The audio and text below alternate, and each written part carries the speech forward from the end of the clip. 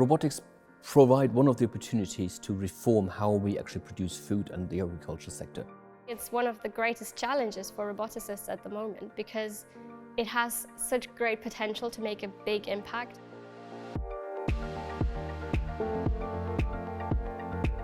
The AgriFoRwARDS CDT really is a collaborative endeavour. We have a particular focus on agri-food, on the entire chain from farm to fork. So Agrifood Robotics is any automation of agricultural technology using robots. But it is a fantastic sector to explore really hardcore robotics problems because you have to deal with real-world challenges, dealing with dynamic, with changing environments. That is a general challenge in robotics in principle. But this is a working farm. So that's really the great opportunity that we've got, that students can directly take their technology out from the offices that they work on here and deploy them in the field and test them out.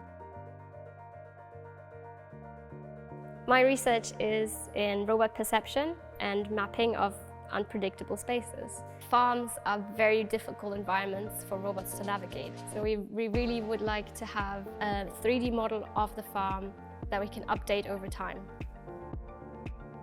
My research focuses on optimizing the performance of assistive agricultural robots and using this data to then allocate robots as and when required. My research is exploring the interaction between tactile and visual sensations. Humans, when they interact with their environment, they're seeing something and predicting how it's going to feel, and they're predicting how something's going to look when they're touching it. And we think that sort of thing could help robotics when it's physically interacting with its environment. So we want students from quite a diverse background. They need to be really keen to make a difference. We want them to have a massive drive towards technology and of course also a real passion for agriculture. We need a diverse range because also the field that we're working in is quite diverse and we can use all sorts of talents in there.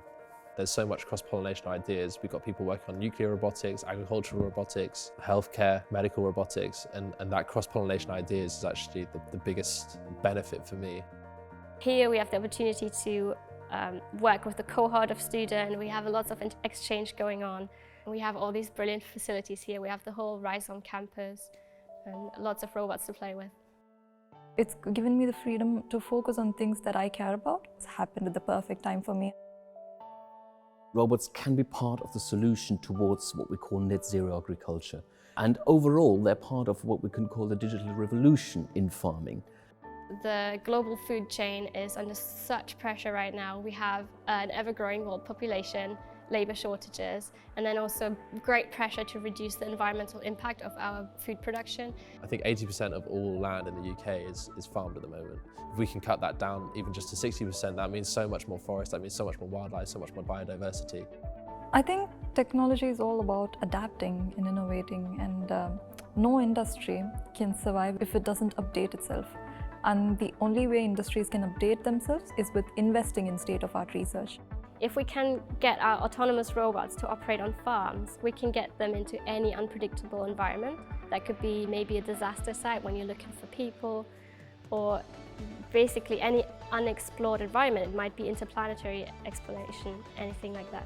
We can use robots to actually make progress and bring change about in this domain.